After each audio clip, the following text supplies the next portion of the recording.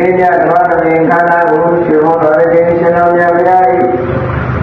မဟာကရုဏာကိုအာရုံပြုပါသိပြုမှဆိုအသောဝန္ဒနာပနာမအာသီသတထာကိုဤသူကုသိုလ်ခြင်းဖြင့်စသင်ကြရအောင်ယောကပကောတိဟိပိယပနေယံကာလံကရောတောတိတောကရာလိခေရံကတောလောကဟိတယနာထောနမောမဟာကရုဏိကတတတယောနာသောဝိနည်းများစွာတတဝါဤသံသာစီပါလောလာတောင်းတာဘုံပေါင်းခါတဲ့ဖြင့်နာထမြညာခြင်းရှင်တော်မြတ်တရားသည်ကတ္တရောတိပိဂရေကဘာအယေတတေချာတို့ဖြင့်တော်လဲအဘယ်မိယံဤတဲ့တိုင်းတာပေါ်ပြခြင်းကမစွမ်းနိုင်ပါသောကာလလေးအတိချေသိဉ္ကဘာရှိကြသောကာလပတ်တော်လောကဣဒယတတလောကဤအကျိုးစီးပွားလောကအတိတဝေရဏိဥစ္စာတဲ့ခြေတဲ့အင်္ဂါမိစ္ဆာတိမန္တမိကာနေသက္ခာသနိဆွန်ရင်ကြီးဟုကျေတိထဝေကားတဲ့အစုလွန်ခဲတော်မူလို့ကိုသောတော်ဘုရားပြည့်ရန်ဤတန်ကျုပ်ကိုအထုတော်မူရသည်ဖြစ်၍ခေရလက်ချေမျက်လုံးအသက်ဆုံးတဲ့နှလုံးစေဝံကိုရောဤဗေမခြင်းတို့ကတောဘဝတဏ္ဍာจิตကများစွာရောက်တော်မူခဲ့ရရှာလိမာဂာလိကတတတဝါများယဝတာကေသနာချိခင်မာကရုဏာရှင်ဖြစ်တော်မူသောသတ္တနာတတဝိရိယများစွာတတဝါဤချမ်းသာစေပါလောလာတောင်းတဘုံပေါင်းခါတဲ့ဖြင့်နာထမြညာထိုရှင်တော်မြတ်ဖရာအားနမောယသိကြောင်းကြောက်ပါလို့လျောတိခရောယုကျိုးရှိခိုးခြင်းသည်အတုဘဝတုစင်စစ်ပတိဖြစ်ပါစေတည်း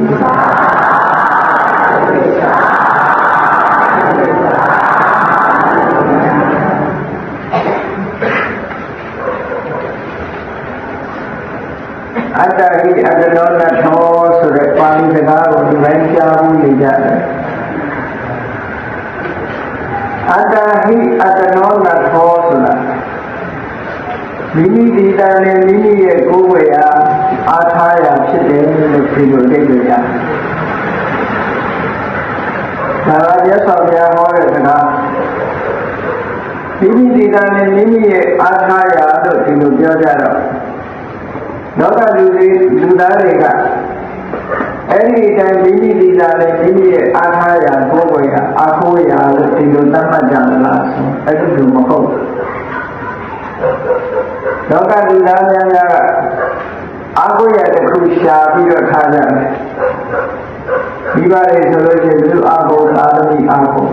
သာသမီတွေကဘုရားအားကိုးဒီပါအားကိုးကြတယ်မိတ်ဆွေသင်္ကားတွေအားကိုးတယ်ဆွေမျိုးသားချင်းတွေအားကိုးကြတယ်ကိုယ်နဲ့ခင်ဗျာမယားပုဂ္ဂိုလ်တွေကိုအားကိုးကြတယ်အားကိုးဘူးလားမြတ်စွာဘုရားကငါအားကိုးကြလို့ဟောတာရောရှိရလားမရှိပါဘူးရှိဘူးသို့တော်လူတွေကအားကိုးရရှာတဲ့အခါဘာကိုအားကိုးရရှာတော့ကိုယ့်ရဲ့မိသားစုထဲမှာပုဂ္ဂိုလ်ကိုလိုက်ပြီးအားကိုးရအဖြစ်ရှားနေကြတယ်ပုဂ္ဂိုလ်ဆိုတာတကယ်အားကိုးရအဖြစ်ဖြစ်ကြတာလို့ဆိုတော့ထာဝရမဖြစ်နိုင်ဘူးနော်ဒါကြောင့်မို့မြတ်စွာဘုရားက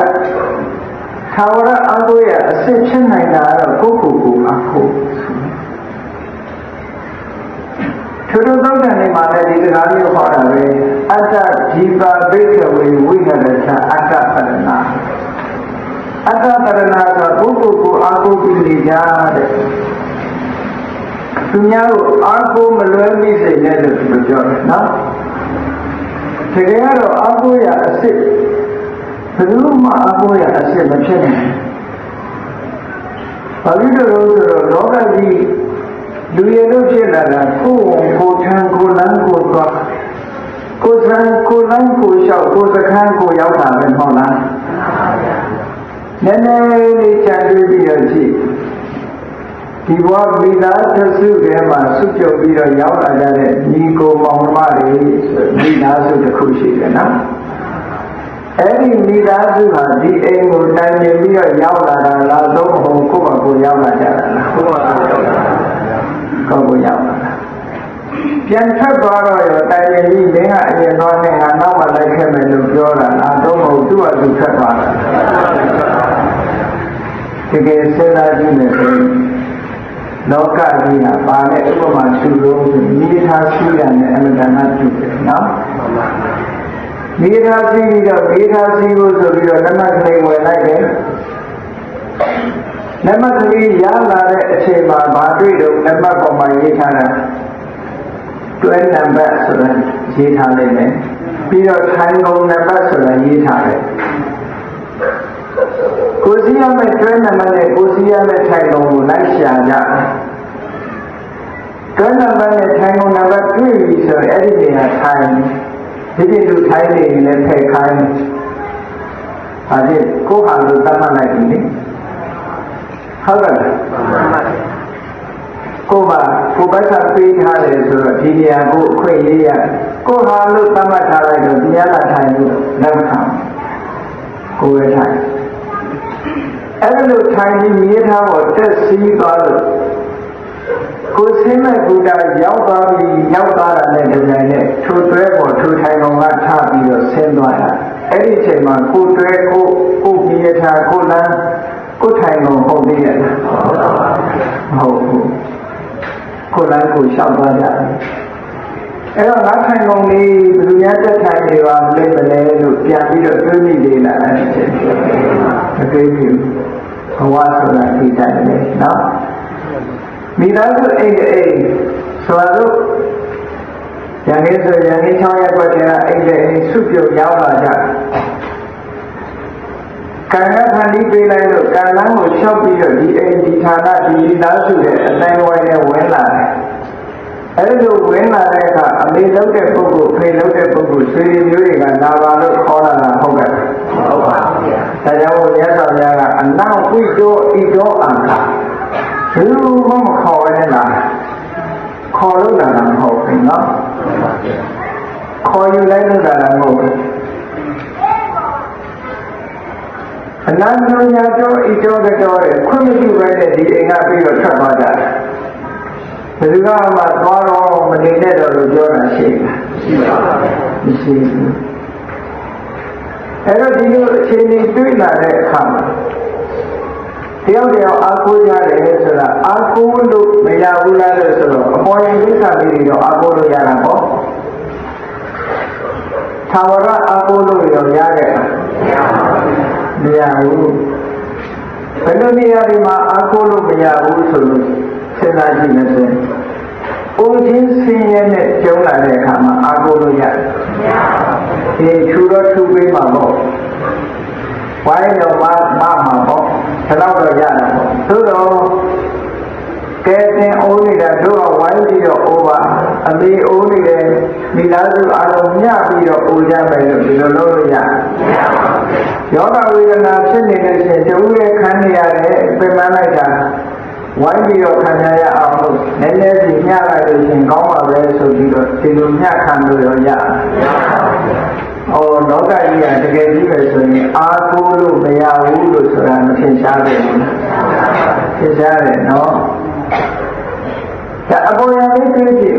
ဦးချင်းစင်ရဲ့နာရီစင်ရဲ့နောက်ဆုံးသိချင်းစင်ရဲ့ဆိုလူမှအားကိုးလို့ရတော့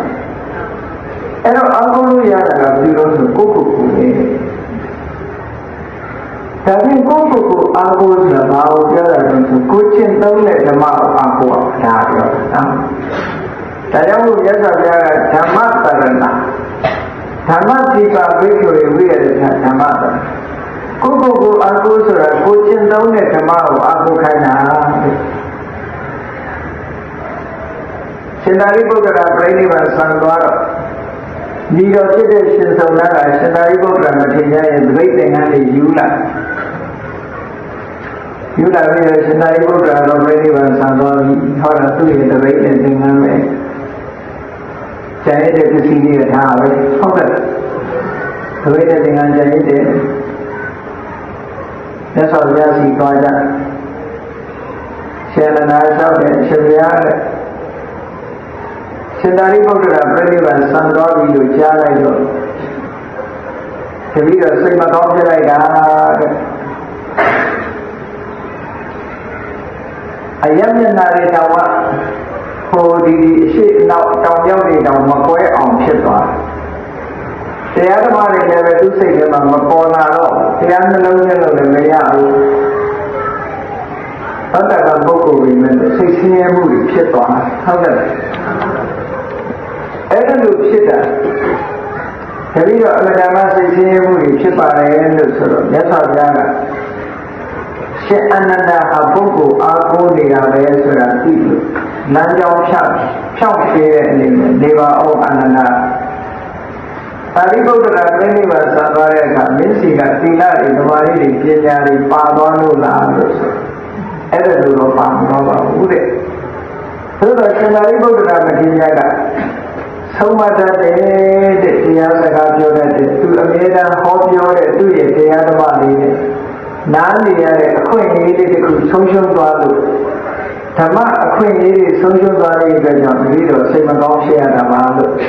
ဆိုတော့မြတ်စွာဘုရားကပြောအနန္တတဲ့သင်္ခါရတရားဆိုတာဘယ်မှမမြဲဘူးဆိုတာငါဟောထားတာပဲအဲ့တော့အာကိုရမှာပုဂ္ဂိုလ်ကိုအာကိုရမှာပုဂ္ဂိုလ်ကိုအာမကိုနေပုဂ္ဂိုလ်ကိုအာကိုရင်သူပုဂ္ဂိုလ်ဒီမကြခင်ပဲပျောက်ဆုံးသွားတဲ့အခါအာကိုစရာရှိသေးရဲ့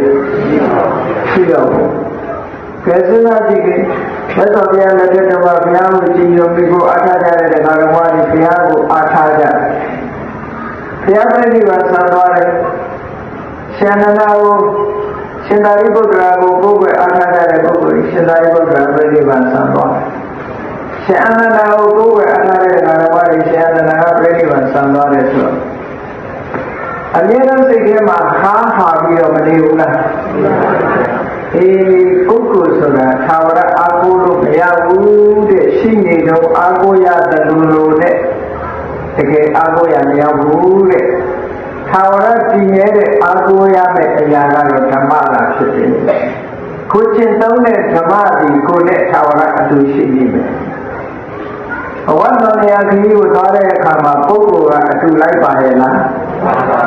မပါဘူးဘဝတန်ရာခရီးသွားတဲ့အခါကိုတယောက်တည်းသွားတစ်ယောက်တည်းပြီးသွားလို့မရဘူးအဲ့ဒါကြောင့်လို့ကိုနဲ့အတူပါပြီးအာကိုးเสียဆိုတာဓမ္မသာလည်းဖြစ်တယ်အဲ့ဒီဓမ္မကိုကြည်ညိုပြီးမြတ်စွာဘုရားကအတ္တာဟိအတ္တနောနာထောမိမိဒီကလည်းမိမိရဲ့ကိုယ်ဝေရလို့ပြောတယ်ကိုယ်ဝေရဆိုတာကိုယ့်ရဲ့တရားကိုကျင့်သုံးထားတဲ့ဓမ္မဒီကလည်းကိုယ့်ရဲ့ကိုယ်ဝေရဥက္ကဋ္ဌဆိုတာတကယ်အပြင်ကိုယ်ဝေရမဖြစ်ဘူးတဲ့အခုမြည်တော့ပဲရနိုင်တယ်ဟုတ်တယ်မှန်ပါဗျာဆရာမြတ်စွာဘုရားကအဲ့ဒီကထာမှာအပြည့်စုံအတ္တဟိအတ္တနောနာထောကောဟိနာထောပရောတိယဘရောမိမိမှာတပါးသောကောအဘယ်ဒီရှိတဲ့ပုဂ္ဂိုလ်ဒီနာထောကိုယ်ဝေရဖြစ်နိုင်ပါမလဲမိမိဒီကလည်းမိမိရဲ့ကိုယ်ဝေရဖြစ်တဲ့တခြားပုဂ္ဂိုလ်ကိုယ်ဝေရဘယ်မှာဖြစ်နိုင်လဲမဖြစ်နိုင်ဘူးဘာဖြစ်လို့မဖြစ်နိုင်တာတော့လို့ဆိုလို့ရှိရင်ကိုယ်ကိုယ်တိုင်မလုပ်ဘဲနဲ့ကိုယ်ကိုယ်ကိုမဆုံးမဘဲနဲ့ကိုယ်ကိုယ်တိုင်မကျင့်သုံးဘဲနဲ့တရားဓမ္မကိုရတယ်သူပုဂ္ဂိုလ်ကပေးလို့ကမ်းလို့ရတယ်ဆိုတာရှိနိုင်မှာမရှိပါဘူးဗျာမရှိနိုင်ဒီပြင်ရာကောင်းရမယ်တရားဓမ္မဆိုတာပေးလို့ယူလို့ရတဲ့အရာမျိုးမဟုတ်ဘူးတဲ့နော်ကိုယ်ကိုယ်တိုင်ရှင်းသုံးပြီးတော့မိမိရဲ့စိတ်နှလုံးထဲမှာတရားဓမ္မကိုကိန်းအောင်လုံးပါတာဖြစ်နိုင်တယ်ဒါကြောင့်သာဝရကိုယ်နဲ့အတူရှိပြီးကိုအားကိုးရမယ်ဟာတော့ကိုယ့်ရဲ့တရားပဲဟုတ်တယ်လေကိုယ့်ရဲ့တရားကကိုယ်နဲ့အမြဲရှိဒီတဲ့လူကကိုယ်နဲ့အမြဲရှိနိုင်ဘူးအခုလောကထဲမှာရှိနေမိဘတွေသာသမီတွေအားကိုးရမယ်လို့ထင်တယ်သူ့တို့သူ့ကံနဲ့သူ့အတူတခြားရောင်းနေအားကိုးရရဲ့လားမရဘူးသူလည်းသူ့လောကံနဲ့နေကိုယ်လည်းကိုယ်လောကံဟောတကယ်အားထားရဆိုတာ ကိုယ့်ရဲ့နှလုံးသွင်းတရားနာရင်ကိုယ်နဲ့အတူရှိနေမှာတဲ့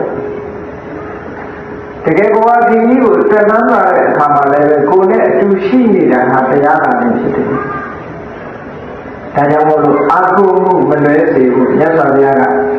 လောကအမြင်နဲ့မတူတဲ့အမြင်တစ်ခုဒီဟာကိုဟောထားအတ္တဟိအတ္တနောနာသောကောဟိနာသောပရောတိယအတ္တနာဟိသုဒ္ဓံဒေနနာထံလဗတိဒုံလဗံဘုရားကတရားဟောလို့ရှိရင်အကြောင်းနဲ့အကျိုးနဲ့ခွဲခြားပြီးဟောလို့ရှိတယ်ဒီပထမသက္ကပလေးကအတ္တနာဟိမိမိကိုယ်တိုင်နေတာနဲ့အတ္တနောမိမိရဲ့အတ္တဟိမိမိကိုယ်တိုင်နေတာနဲ့အတ္တနောမိမိရဲ့နာထောကိုယ်ပဲအာထာယအစစ်ဖြစ်ပါပြီတော့ဤဒါလေးကိုစိတ်ထဲကိုမှတ်ထားဒီခြားတဲ့ကအာကိုရမလားတတိအာကိုရမလားဆေးရည်မျိုးတွေအာကိုရမလားသွားမတွေးနေအာကိုမှားသွားလို့ရှိရင်တကယ်ချက်ကြတော့ဘယ်မှမကယ်နိုင်ဘူးတဲ့နော်မှန်ပါဗျာအဲ့တော့အာကိုရမှာကအတ္တဟိမိမိဒီတာနဲ့အတ္တနောမိမိရဲ့နာသောကိုယ်ဝေအာထာယစစ်ဖြစ်ပါပြီတော့ဤဘရောမိမိမှာတပါးသာပဲဖြစ်စေသမီးပဲဖြစ်စေမိဘပဲဖြစ်စေသေကျူသားခြင်းပဲဖြစ်စေပဲပုဂ္ဂိုလ်ကိုယ်ပဲမိတဲ့ပုဂ္ဂိုလ်မှနာသောကိုယ်ဝေအာထာယသည်ကောဝိမိတဲ့ပုဂ္ဂိုလ်နာထောကိုယ်ဝေရာအာထာရာဖြစ်နိုင်ပါမည်တခြားပုဂ္ဂိုလ်ဆိုတော့သူမှကိုယ်ဝေအာထာရာမဖြစ်နိုင်ဘူးအတ္တနာဟိသုဒ္ဓနေနမိမိကိုယ်တိုင်မိမိကိုဆုံးမ၍တရားဓမ္မကိုကျင့်သုံးလာခြင်းကြည်ခြင်းဖြစ်လာလေနာထံတကယ်အာကုရာအစစ်လို့ဖြစ်တဲ့တရားသူတရားမြတ်ကိုလည်းဒီမုတ်ချပိုင်ပိုင်ရနိုင်ပါပြီဒီခု၍ဘဂဝါရှိခိုးတော်တဲ့ခင်ရှင်တော်မြတ်ဗျာသည်အဝေါစအကောင်းစွာမတွေ့ဟောကြားတော်မူခဲ့ပါလေတည်း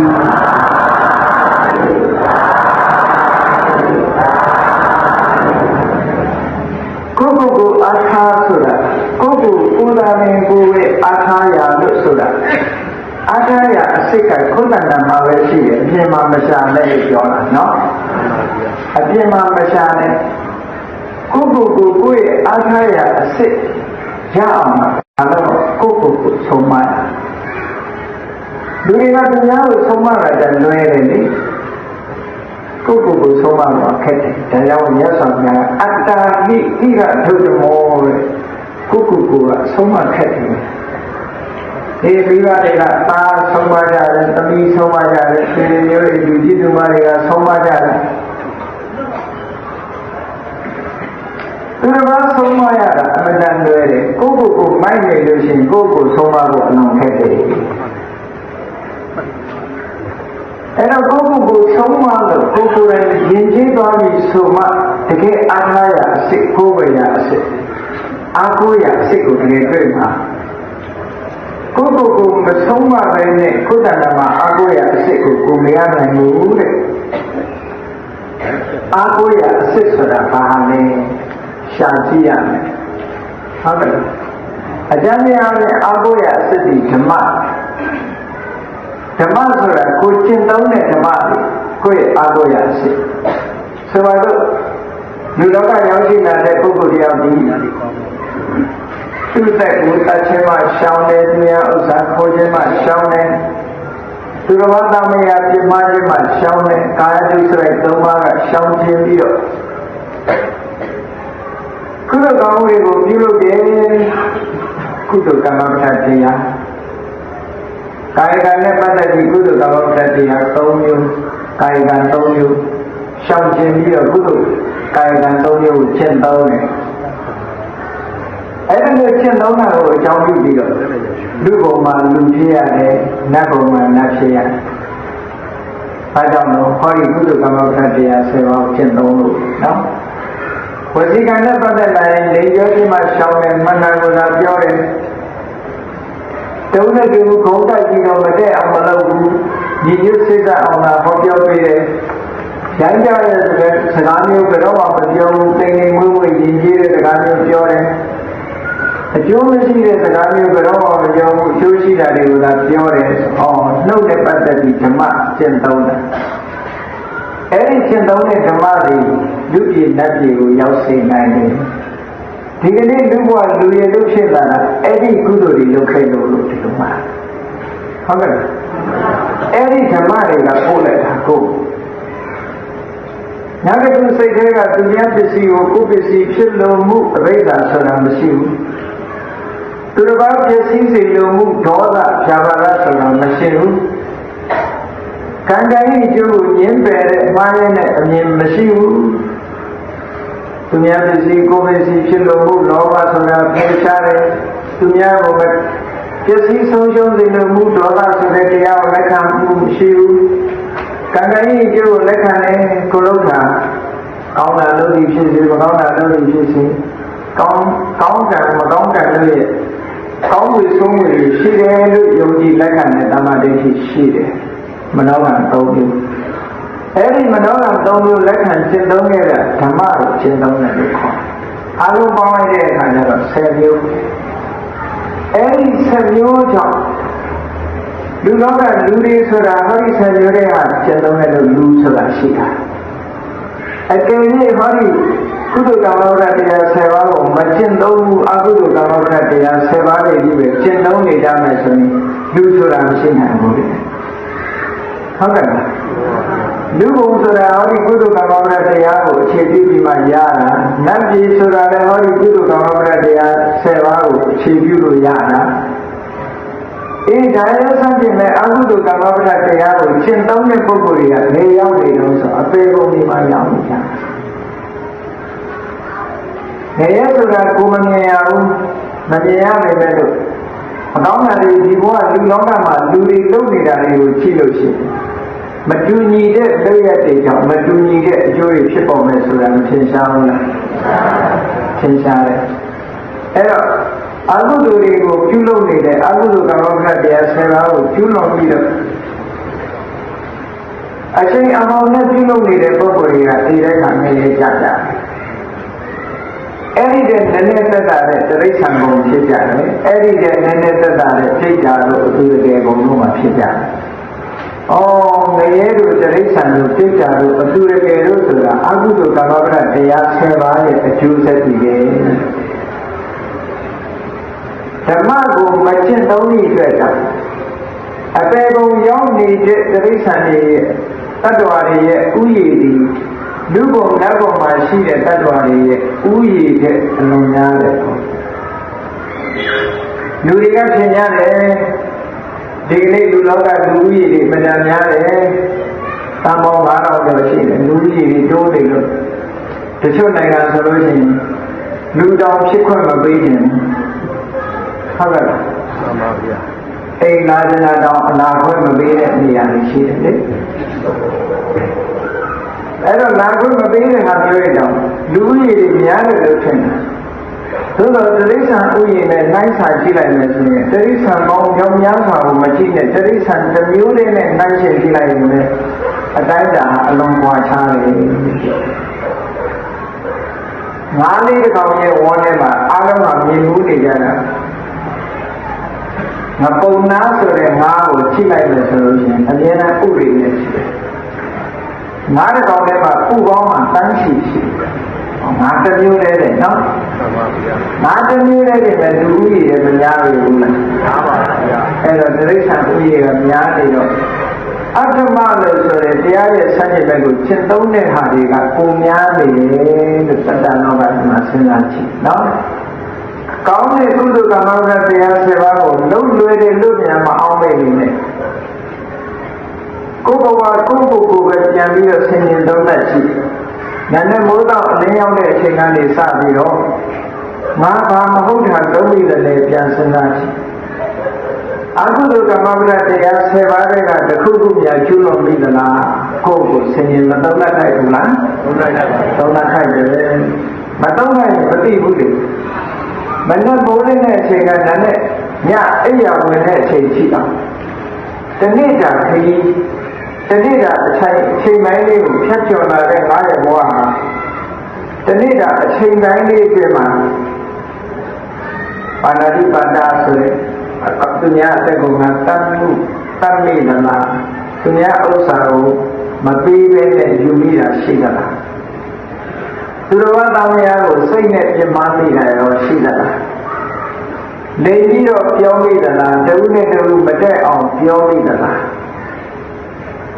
ရမ်းကြတဲ့စကားတော့မဆဲရတဲ့စကားမျိုးပြောမိသလားအကျိုးမရှိတဲ့စကားတွေလျှောက်ပြောမိသလားဟောကိုယ့်ကိုပြန်စင်နေ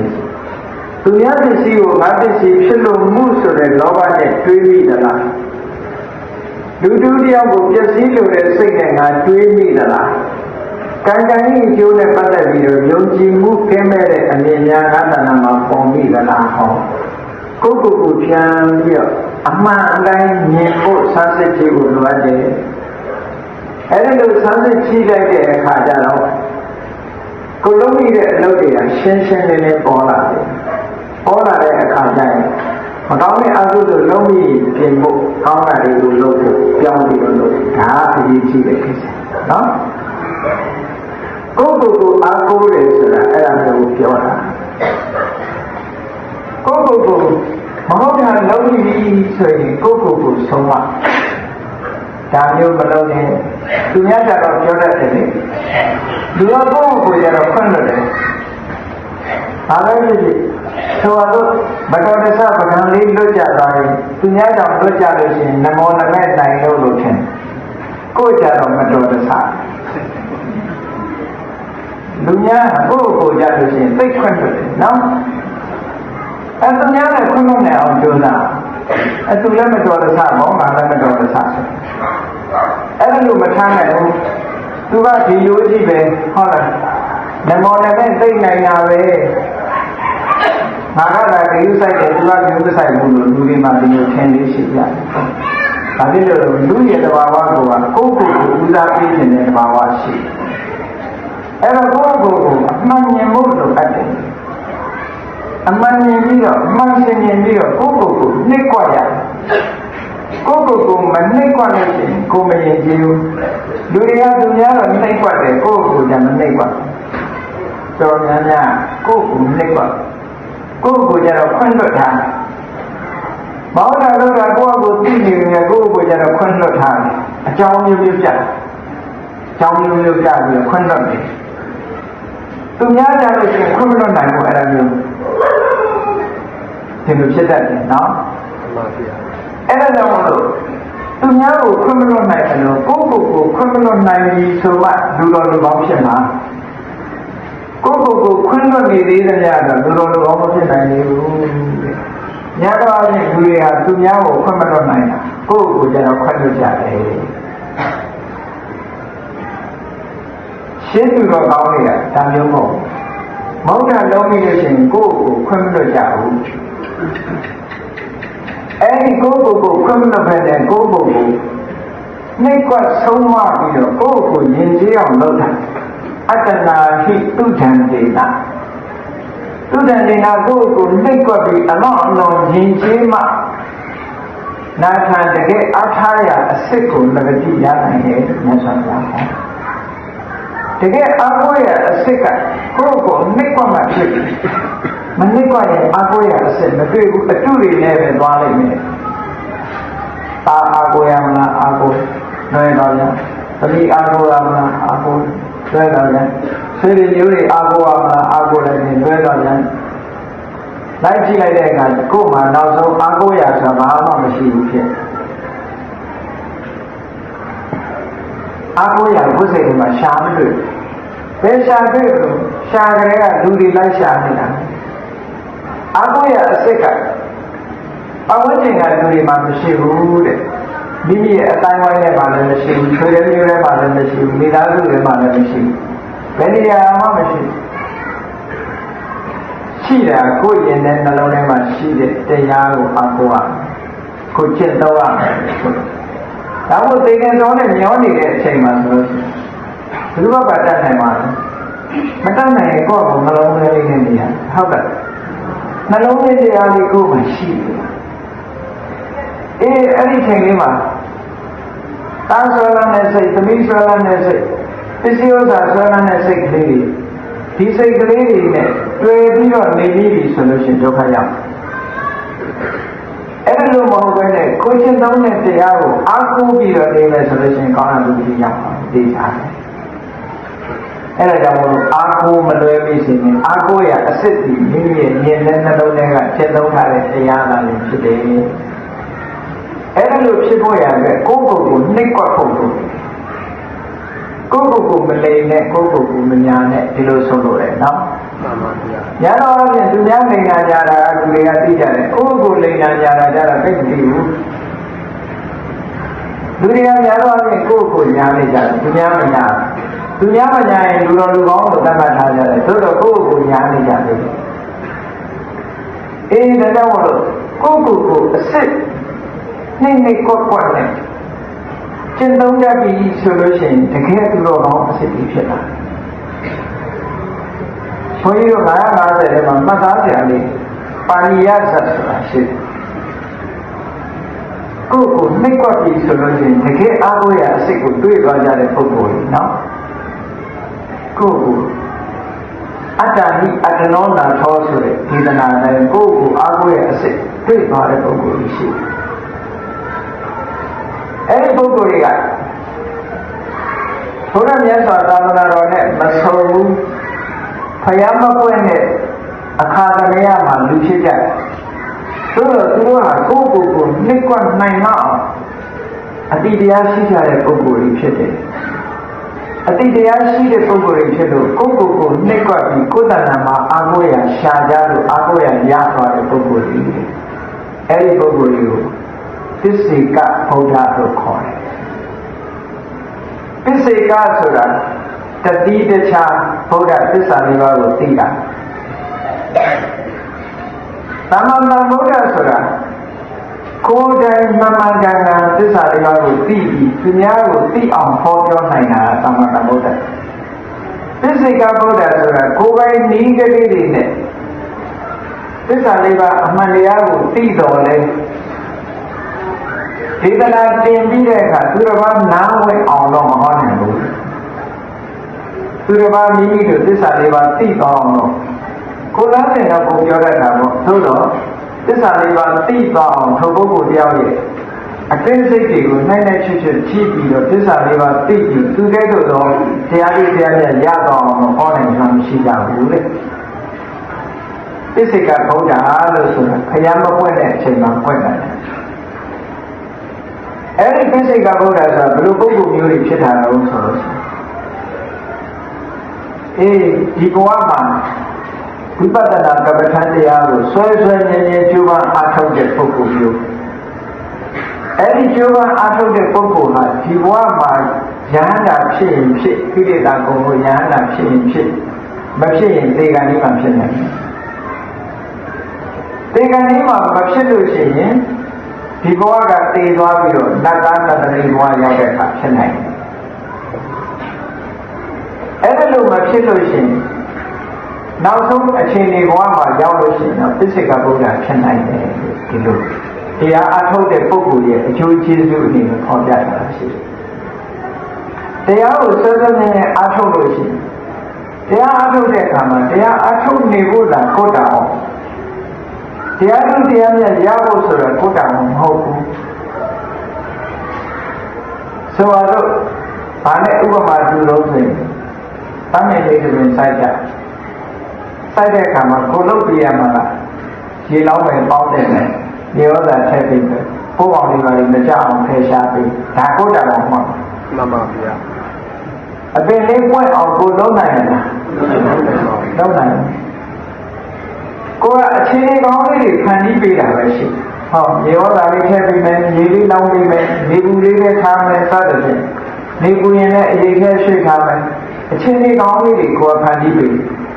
အဲ့ဒီအခြေအနေကောင်းလေးတွေကနေဒီသူ့အတူဆောင်ရွက်သွားတဲ့အခါကျတော့ဗတ်မြင်ကအထူးကလေးတက်လာပြီးပွင့်လေးဖြစ်လာအဲ့ဒါလိုပါပဲတရားအားထုတ်ပြီးတော့နေလို့ရှိရင်အခြေအနေကောင်းလေးတွေသူ့အတူကျုံလာတဲ့အခါကျတော့အတိညာဉ်တွေပွင့်ပြီးတရားလူတရားမြတ်ရသွားမှာပါ ဘယ်ရပဲဖြစ်ဖြစ်ရင့်ကျက်မလာမချင်းဖြစ်လာမှာမဟုတ်ဘူးတဲ့ကိုယ့်ရဲ့အသိဉာဏ်တွေကရင့်ကျက်လာမှသာဖြစ်တယ်ဖြစ်ချိန်တန်မှဖြစ်မယ်အဲဒါမို့ပွင့်ချိန်တန်မှပွင့်တယ်ပြီးချိန်တန်မှပြီးတယ်ဆိုတာဒါဒီတိုင်းကြောက်နော်အေးဒါကြောင့်မလို့တရားသူတရားမြတ်ကြားဖို့ဆွဲရှိရှိနဲ့ကြိုးပမ်းအားထုတ်နေတဲ့ပုဂ္ဂိုလ်တွေကဒီဘဝတရားသူတရားမြတ်ရနိုင်တယ်မရဘူးဆိုလို့ရှိရင်ဒီကနေ့အချိန်မှရဒီကနေ့အချိန်မရဘူးဆိုရင်နောက်ဘဝသာသနာ့တည်းဖြစ်နေရအဲ့ဒီမရဘူးဆိုရင်အခွင့်တာတဲ့အခါမှာပြည့်စုံကဘုရားဖြေရောက်ပါနိုင်တယ်ကိုယ်တိုင်အသိဉာဏ်နောက်တော့ဆိုလှုပ်ထားတာလှုပ်ထားတဲ့ပုဂ္ဂိုလ်မှဒီလမ်းကြောင်းရှာတွေ့တော့မပေါ်မလှုပ်တဲ့ပုဂ္ဂိုလ်လည်းတော့တွေ့ပါတော့သူကိုယ်တိုင်ကလှုပ်ထားတာကိုလှုပ်ထားတော့ဒီလမ်းကြောင်းမှာသူမှတ်မိနေမှာဟုတ်တယ်အေးပြည့်စုံကဘုရားဆိုတာပြည့်စုံကဆိုတာတီးတီးခြားခြားဘုရားသစ္စာလေးပါးကိုသိတဲ့ပုဂ္ဂိုလ်အဲ့ဒီပုဂ္ဂိုလ်ဖြစ်ဖို့ရာအတွက်ကနှစ်သိန်းချေနဲ့ကဘာတသိန်းပါဠိဖြစ်ရတယ်။နှစ်သိန်းချေဆိုတာမရေမတွက်နိုင်တဲ့ခြေလေးကဘာပေါင်းနှစ်ခါကျုံလာခြေတွက်လို့ရတာကသသိန်းမရေတွက်နိုင်အောင်ကျုံရတဲ့ကဘာကအသိန်းချေနှစ်ခုခြေတွက်လို့ရတာကသသိန်းနှစ်အသိန်းချေနဲ့ကဘာတသိန်းဖျားဖြစ်ဖို့ရကြတော့အနည်းဆုံး၄အသိန်းချေနဲ့ကဘာတသိန်းမရေတွက်နိုင်တာ၄ခါကျုံရေတက်လို့ရတာကသသိန်းဒီလိုဆိုလို့လေနော်အဲ့တော့ပြည့်စုံကဘုရားဖြစ်ဖို့ရနေတဲ့ပါဠိဖြစ်ရတာမဟုတ်ဘူးဒီအသိဉာဏ်တွေရဖို့ရကဘာပေါင်းနှစ်အသိချေနဲ့သသိန်းပါဠိဖြစ်လို့ရင့်ကျက်လာတဲ့ပုဂ္ဂိုလ်ပြည့်စုံကဘောရဉာဏ်ကိုရသွားတယ်ဘယ်သူမှနီးလမ်းမပြပဲနဲ့ကိုယ့်ကိုယ်ကိုနှိပ်ကွက်ပြီးတော့ကိုယ့်ကိုယ်ကိုဆုံးမရာကနေပြီးတကယ်အားကိုးရာအစစ်ဆိုတဲ့တရားကိုရှာတွေ့သွားကိုယ့်ကိုအားကိုးရာအစစ်ဆိုဒီမှာကိုယ်တဏ္ဍာမှာပဲရှိတယ်ရှားမှာသွားရှာလို့မရဘူးအပြင်မှာမရှိဘူးတဲ့နော်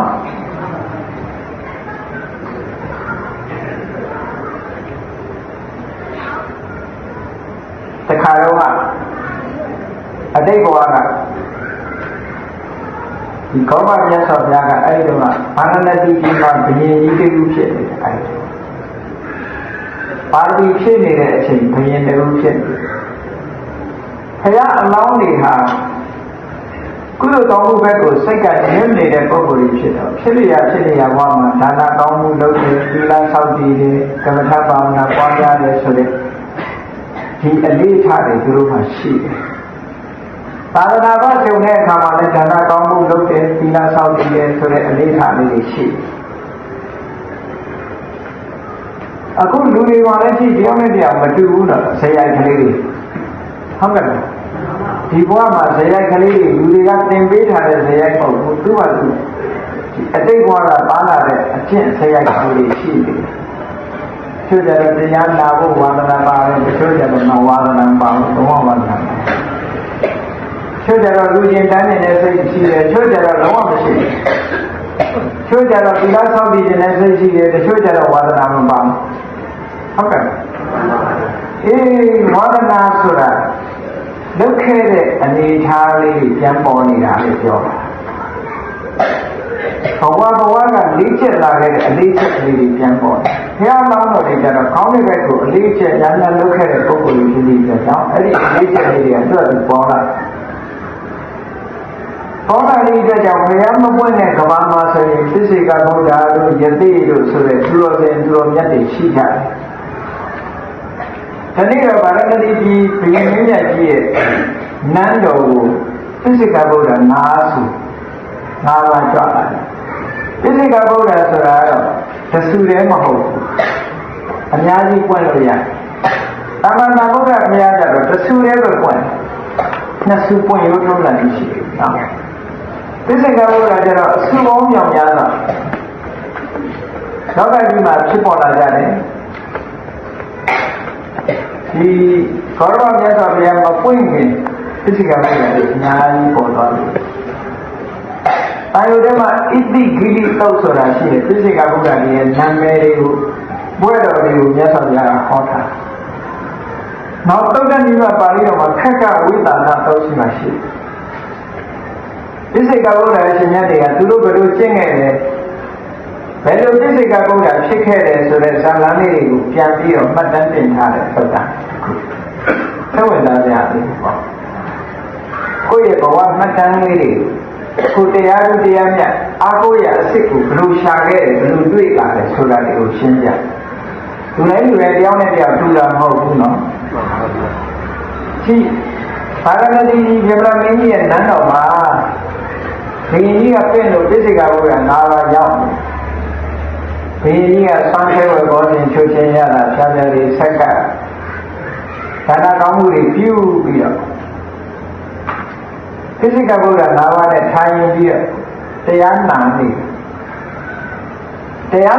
တဲ့အချိန်မှာဘုရင်ကြီးကသိကျင်တယ်ပိစိကဘုရားနာပါအကြီးဆုံးကနေစပြီးတော့မေးတယ်အရှင်ဘုရားကဘုလို့အခုလိုသာသနာပေါ်ဝင်ပြီးတော့အခုလိုယဟန်ဖြစ်ခံယူလာလဲဘာဖြစ်လို့လူပေါ်မှာဖာရှောင်ပြီးတော့သူတော်စင်သမဏအဖြစ်ကိုခံယူလာလဲလို့မေးကြည့်ခုကလည်းယဟန်ဖြစ်လာတဲ့ပုဂ္ဂိုလ်တွေမျိုးမျိုးတွေအမေကဝခိုင်းလို့ဘုန်းကြီးဖြစ်တာလည်းရှိတာပဲ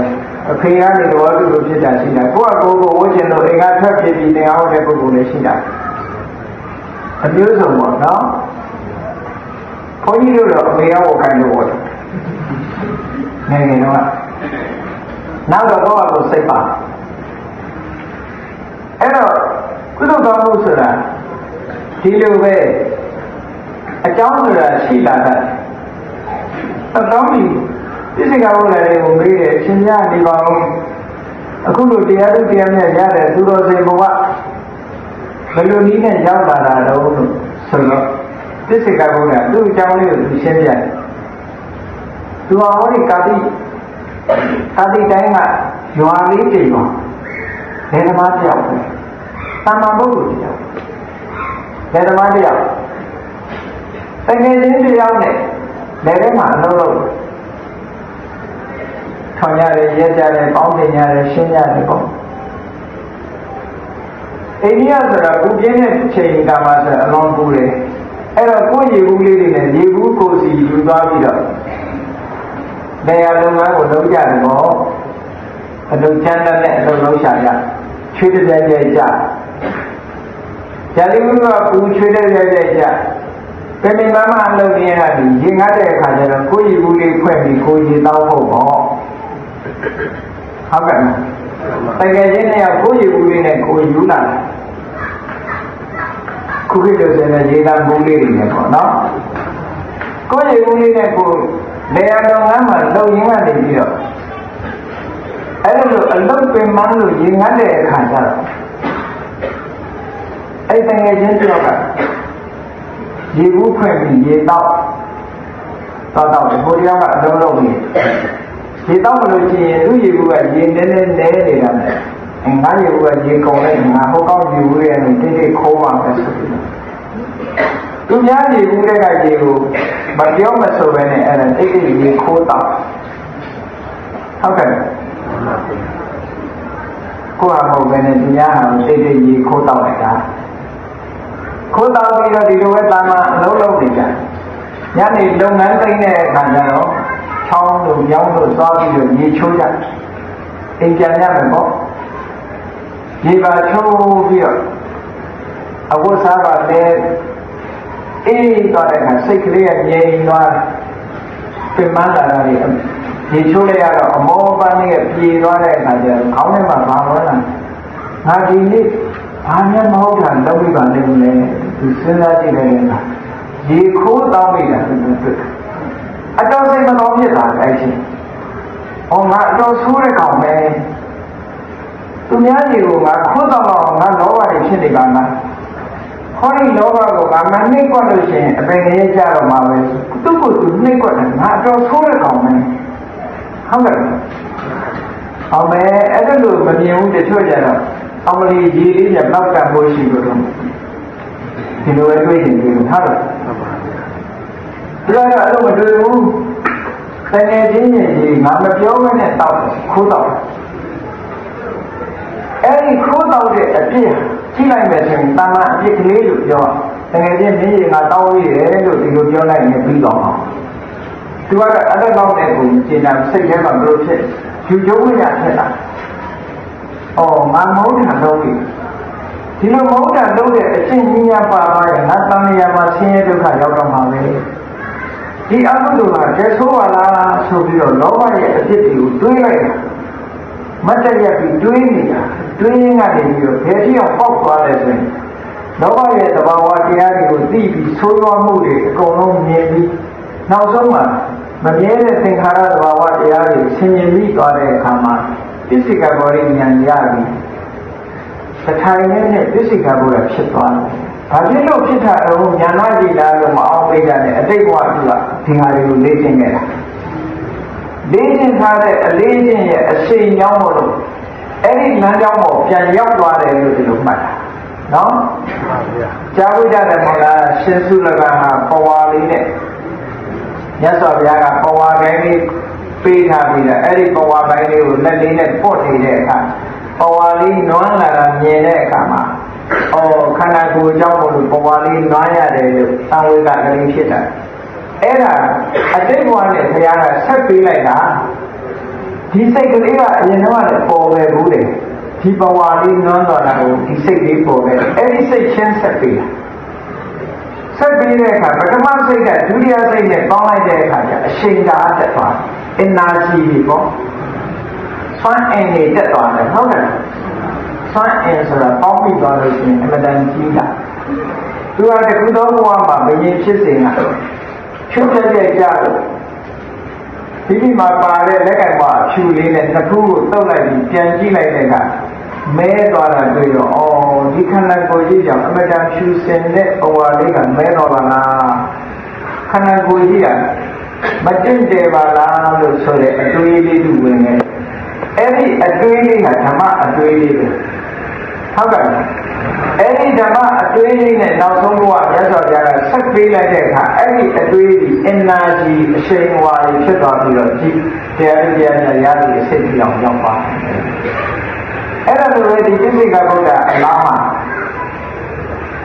ဒီအသိဉာဏ်ဝင်လာဖို့ရတာရေလေးတစ်ခွက်ခိုးတောင်းမိရတာနေပြီးတော့သူ့စိတ်ထဲမှာစိတ်မကောင်းဖြစ်ပြီးကိုယ့်ကိုယ်ကိုနှိပ်ကွက်တယ်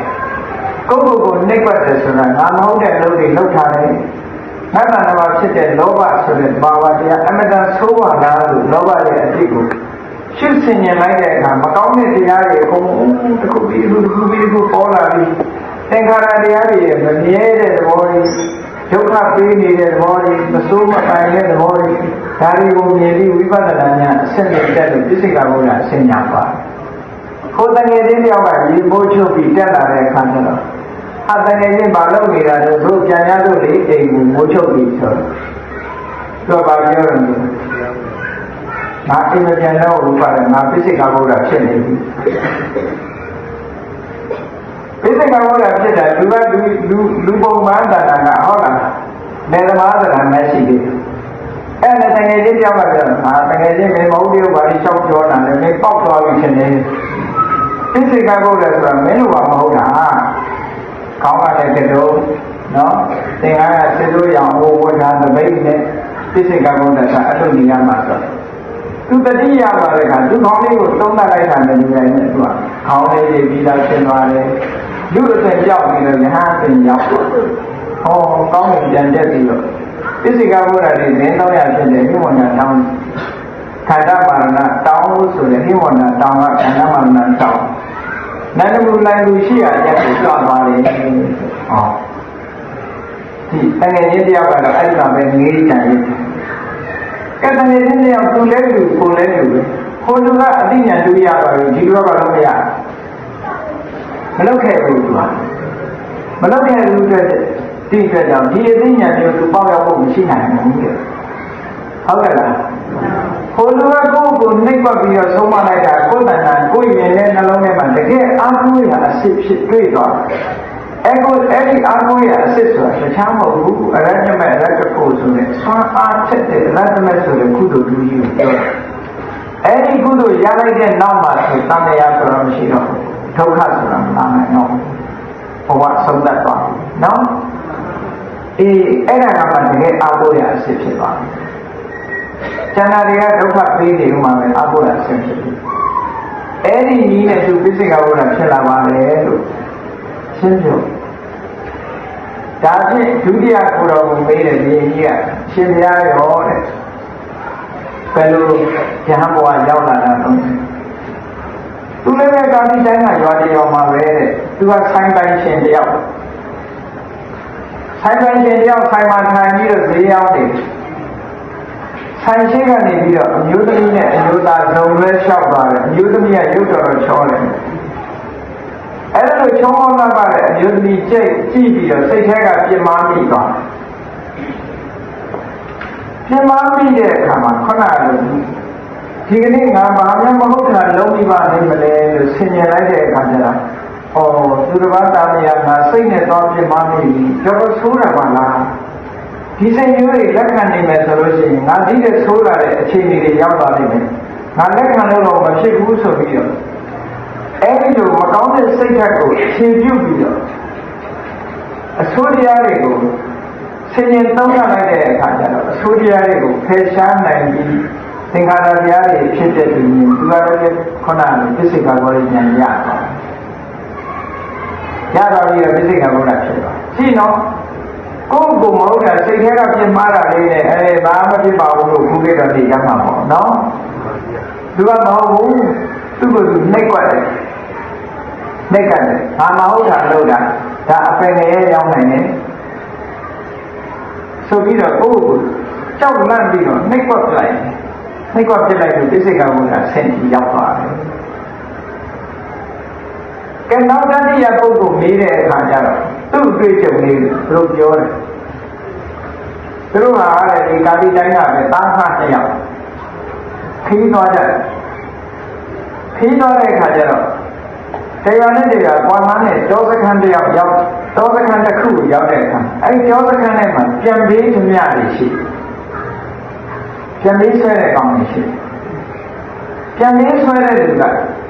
သူတို့ကစနစ်ကလေးတစ်ခုရှိတယ်သားနဲ့အဖဆိုလို့ရှိရင်သားကိုဖမ်းထားပြီးအဖေကိုပဲဆန်ချခိုင်းဆရာနဲ့တပည့်ဆိုလို့ရှိရင်ဆရာကိုဖမ်းထားပြီးတော့ဘဲကိုပဲဆန်ချခိုင်းသူတို့လိုပုံလုံးကြီးရအဲ့ဒါလိုလုံးလေးရှိတာလုံးတော့ပြန်ပေးတဲ့ညတွေဟောကြောထဲမှာရှိတယ်လို့ကြားတယ်တို့ဖမ်းခံရလို့ရှိရင်မင်းကလည်းငါသားလို့မပြောနဲ့ငါကလည်းနဲ့အဖေလို့မပြောဆိုပြီးတော့တားဖားနေအောင်တော်တယ်ဆိုတွေ့တာနဲ့ညတွေ့တဲ့အခါမင်းတို့မြောက်ပါတော်လဲပြီးအားတော်မအောင်ပြောနေရတာပေါ့နော်အဖေကလည်းလိန်တာပဲသားကလည်းလိန်လိုက်တာလိန်တော့လွတ်လာကြလွတ်လာပြီလေတော့အဖေကတော့ဘာမှမစင်တာဘူးသူလိန်ကဟန်ကြတယ်ငါတို့လိန်လို့ငုံလို့ဆိုတရားလည်းရောက်ပါမယ်လို့ဒီလိုတွေ့အားလုံးတဲ့လူကအဲ့လိုမဟုတ်ဘူးဟာငါလိန်ပြီးငါဟုတ်တာပြောငါအဖေကိုအဖေမဟုတ်ဘူးလို့ပြောတယ်နေတဲ့အဖေမဟုတ်ဘူးငါလိန်ပြီးတယ်ဒီလိန်တဲ့ဘုဒ္ဓဝါဒကအမှန်တန်မကောင်းတဲ့အရာတစ်ခုအကုသိုလ်တစ်ခုဖြစ်တယ်ဒါမှငါမနှိမ့်ကွက်လို့ရှိရင်ငါအပင်လေးကြတော့မှာပဲကြောက်လန့်တဲ့ကြားနဲ့သူ့ကိုယ်ကိုနှိမ့်ကွက်တယ်ဘုဒ္ဓဝါဒရဲ့အပြည့်တွေကိုဆင်ញင်သုံးတာခုနတရားဓမ္မတွေဆက်ဆက်ရှုအလေးကျင့်ရထားတဲ့ပုဂ္ဂိုလ်ဖြစ်လို့သူကလည်းဘုဒ္ဓဝါဒ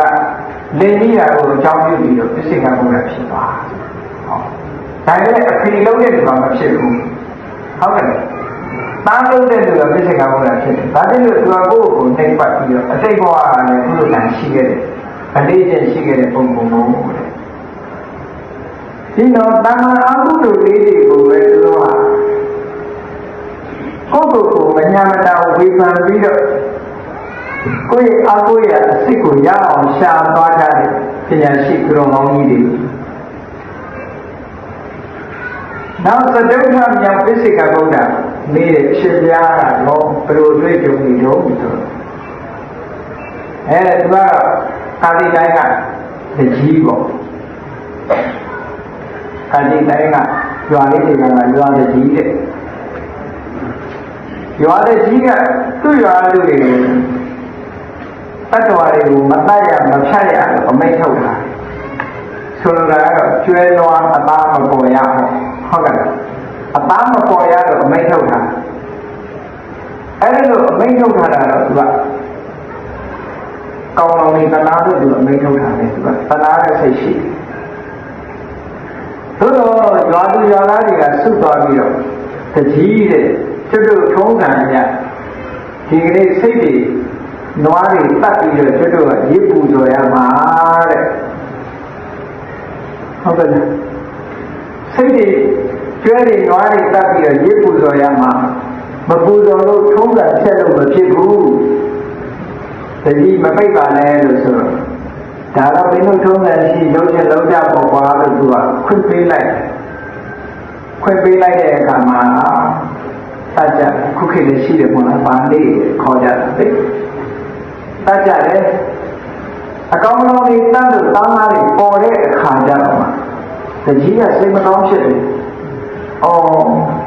ငါခွင့်ပေးလိုက်လို့ဒီကောင်တွေတေးရှာကြတယ်ဒီအကုသိုလ်တွေကငါစီလည်းရောက်မှာပဲလို့သိကြောက်တော့ချွတ်ကြိတ်ချလာအောင်ကြောက်ပါငါစီတော့ရောက်မှာပဲလို့ဆိုပြီးအကုသိုလ်ရဲ့အဖြစ်တွေကိုဆင်ခြင်ကုသိုလ်ရဲ့အကျိုးတရားတွေကိုဆင်ခြင်လိုက်ကြသူကလည်းအတိတ်ဘဝကတရားမှန်အောင်ရှောက်ခဲ့ဘူးတဲ့ပုဂ္ဂိုလ်ဖြစ်တဲ့အတွက်ကြောင့်သင်္ခါရတရားတွေရဲ့အဖြစ်ကိုမြင်ပြီးနောက်ဆုံးကျတော့ပစ္စိကဘောဓိဉာဏ်ရသွားပစ္စိကဘောဓဖြစ်သွားတယ်သူကအဲ့ဒီမြင်ပစ္စိကဘောဓဖြစ်တယ်တခါတော့ပင်စမမြောင်ပစ္စိကဘောဓကိုဘုရင်ကြီးကလေးလျှောက်လိုက်တဲ့အခါကျတော့သူကမပြောတော့ဆိုတော့သူလည်းပဲကာတိရွာကရွာတဲ့ဒီတယောက်ပဲတဲ့ဟိုကာတိရွာတဲ့ဒီတယောက်သူ့ရွာမှာအရက်သေးစာမတောက်စားရလို့ပိတ်တင်ဥတွေထုတ်တာအမိန့်ထုတ်တာအဲ့ဒီလိုအမိန့်ထုတ်ထားတဲ့အခါကျတော့အရက်သေးစာတောက်စားမဲ့ပွဲတစ်ပွဲနဲ့ကျုံလာတော့ရွာပြည်ရွာသားတွေကသွားပြီးတတိပြောကြတယ်ပေါ့တတိတဲ့ကျွတ်တို့အစင်လာအရက်ပွဲတော်ဒီရပွဲတော်ကျင်းပရက်ပွဲတော်ကျင်းပရမယ်အစင်လာဖြတ်လို့မဖြစ်ဘူးဆိုတော့တကြီးကပြောလိုက်တာပေါ့မင်းတို့လုပ်ချင်တယ်လုပ်ရပါကွာခွင့်ပေးလိုက်အဲ့ဒါလို့ခွင့်ပေးလိုက်တဲ့အခါမှာလူတွေကအရက်တွေကတောက်စားဘူးလို့ဉာဏ်ကြကားကြရိုက်ကြလက်ကြသွေးရဲတန်ရဲရက်ွက်ရုံကိုရောက်လာအဲ့ဒီကျတော့တကြီးကစိတ်ကောင်းဖြစ်တယ်ငါခွင့်ပေးလိုက်လို့ဒီကောင်လေးမူယူရန်ကားရိုက်ကြလက်ကြပေါက်ပြေကိုရတယ်ပေါ့သေထတာရည်ဖြစ်ကြတယ်ဒီဖြစ်မှုတွေကငါနဲ့ပတ်သက်ပြီးတော့နေတယ်ဆိုပြီးတော့သူစိတ်မကောင်းဖြစ်တယ်တမန်ပုဂ္ဂိုလ်ဆိုရင်စိတ်မကောင်းတော့ဖြစ်မှာမဟုတ်ဘူးကြည့်လိုက်ထူးခြားတဲ့အတွင်းဉာဏ်အသိဉာဏ်ရှိတဲ့ပုဂ္ဂိုလ်ကျတော့စိတ်မကောင်းဖြစ်လာဒီအကုသိုလ်လေးတွေပဲသူ့ပဲအပြစ်ကြီးတစ်ခုလို့စိတ်ထဲမှာထင်လာတယ်တဲ့ဒါကြောင့်မို့လို့သူကလည်းအကုသိုလ်တရားတွေရဲ့အပြစ်တွေဟာအလွန်ကြီးမားပါလားငါလည်းဒီအကုသိုလ်တရားတွေနဲ့ဆက်ပြီးတော့နေမယ်ဆိုရင်ဆင်းရဲဒုက္ခရောက်မှာပဲလို့အကုသိုလ်တရားတွေရဲ့အဖြစ်ကိုဆင်ញင်ရင်ဝိပဿနာဉာဏ်အစဉ်စဉ်တက်သွားလိုက်တာသင်္ခါရတရားတွေရဲ့ဖြစ်မှုတွေပြမှုတွေဆင်းရဲမှုတွေကိုယ်လိုဆန္ဒတိုင်းပဲဖြစ်မှုတွေဆိုတဲ့အစဉ်စဉ်ကိုသိမြင်ပြီးသူလည်းပစ္စေကဘုရားဖြစ်လာတယ်ပစ္စေကဘုရားငါဆိုတဝုနဲ့တူကိုတွေ့ကြုံသို့တော်လည်းတူညီတာကပါတော့ဆိုရင်ကိုယ့်ကိုယ်နှိပ်ကွက်ဟုတ်ကဲ့ကိုယ့်ကိုယ်နှိပ်ကွက်ပြီးတော့ဆုံးမလို့ကိုယ်ကလည်းယဉ်ကျေးသွားလို့တရားသူတရားများသူတို့ရကြတာတဲ့ကိုယ့်ကိုယ်ညားနေတယ်ခုနကညားနေတဲ့လူတွေဘာဖြစ်လို့ကိုယ့်ကိုယ်ညားတာလေကိုယ့်ကိုယ်ညားတာလေဟာထိုးပါတာနဲ့ဟာထိုးမပါဟုတ်ကဲ့ကိုယ့်ကိုယ်ညားတဲ့ပုဂ္ဂိုလ်လည်းဘာမှမဖြစ်ဘူးကိုယ့်ကိုယ်ညားတဲ့ပုဂ္ဂိုလ်ကလည်းဘာမှမဖြစ်ဘူးတရားသူတရားနဲ့မရဘူးရင်တဲ့နှလုံးထဲမှာရှိတဲ့တရားသူတရားကိုမတွေ့နိုင်ကြဘူးကိုယ့်ကိုယ်မညာမတာနှိပ်ကွက်ပြီးတော့ဆုံးမကိုယ့်ကိုယ်မညာတဲ့ပုဂ္ဂိုလ်တွေကြတော့တကယ်အားကိုးရအစစ်ဖြစ်တဲ့တရားသူတရားတွေကိုရရှိပြီးသွားကြတယ်အဲ့ဒါပါဠိယသတ်ဆိုတာရှိ50မှာနော်အဲ့လိုသူတော်စင်သူတော်မြတ်တွေအတ္တဟိအတ္တနောလတော့မိမိဒီကံနဲ့မိမိရဲ့ကိုယ်ဝရာလို့ဆိုတဲ့အတိုင်း တကယ်ကိုယ်ရအစစ်ဖြစ်အောင်လုပ်ကြတာတဲ့ဓမ္မကိုယ်ဝယ်ဒီအဲ့ဒီပုဂ္ဂိုလ်တွေကထပ်ပြီးတော့အပင်လေးကြစရာအကုသိုလ်လည်းမရှိတော့ဘူးလူဘဝပြန်ဖြစ်ဖို့အကုသိုလ်လည်းကုသိုလ်ဆိုတာကံလည်းမရှိတော့ဘူးကိလေသာတွေလည်းမရှိတော့ဘူးဘဝတတ္တတစ်ခုလုံးဟာသာဝရငြိမ်းချမ်းပြီးနောက်ဆုံးမှာသူတို့ရဲ့တဏ္ဍာမှာဖြစ်တဲ့ယုံနာဓမ္မသင်္ခါရတွေဟာအကြောင်းတရားပြတ်သွားလို့နောက်ဆုံးမှာပြန်မဆက်တော့တဲ့သာဝရအငြိမ်းချမ်းတစ်ခုကိုရရှိသွားကြမှာဖြစ်တယ်။အဲ့ဒီသာဝရအငြိမ်းချမ်းစီတာနဲ့နာထတကယ်အာကိုရအဖြစ်ဖြစ်တယ်။သာသမီအာကိုလို့ရှိရင်အာကိုရလေးကတာမန်နဲ့အပေါ်ရမဲရမယ်။ဆွေမျိုးအာကိုရနဲ့အာကိုရအပေါ်ရလေးပဲရမယ်။အခုလိုတန်တရားဝုကလွတ်တီထီအောင်အာကိုရဖြစ်ပါမယ်။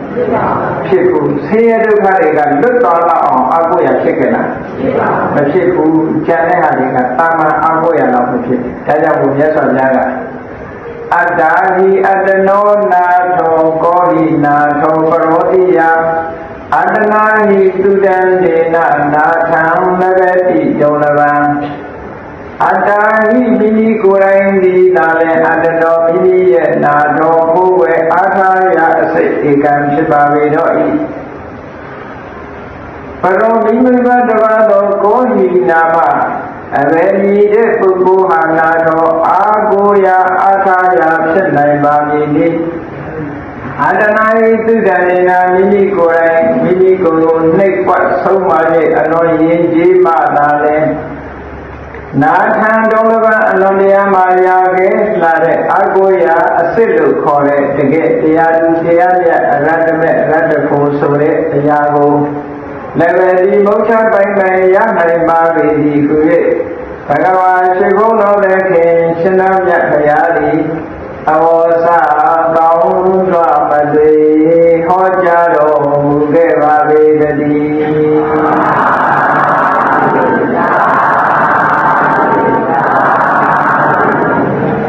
ဤတွင်မဲ့အတ္တဟိအတ္တနောနာထောတရားဒေသနာဒီဆုံးပါပြီတရားချက်ခင်သူတော်လည်းပေါင်းလို့ဒီ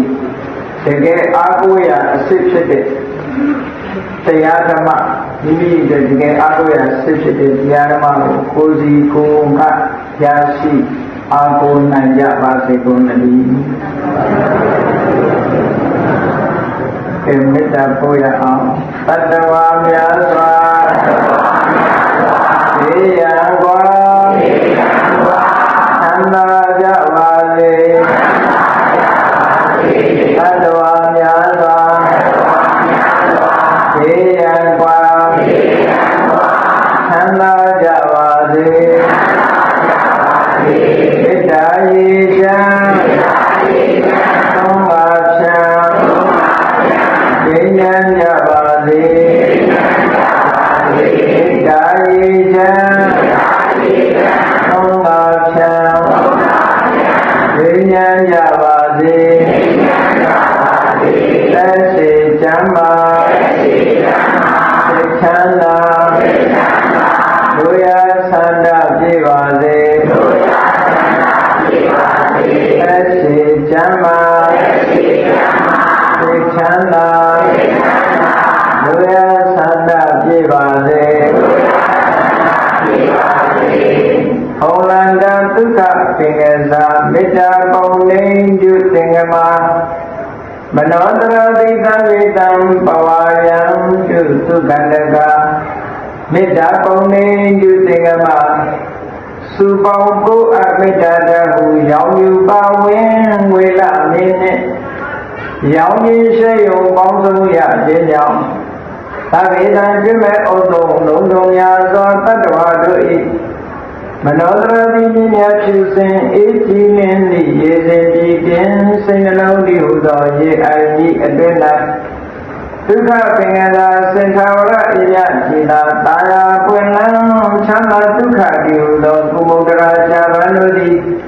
ဖုံးလန္တဝန္တာရွှင်မြူဝမုံလူလျက်ကြည်လူဝဲပြုံဖူးပွင့်ကြကုန်သည်ဖြစ်၍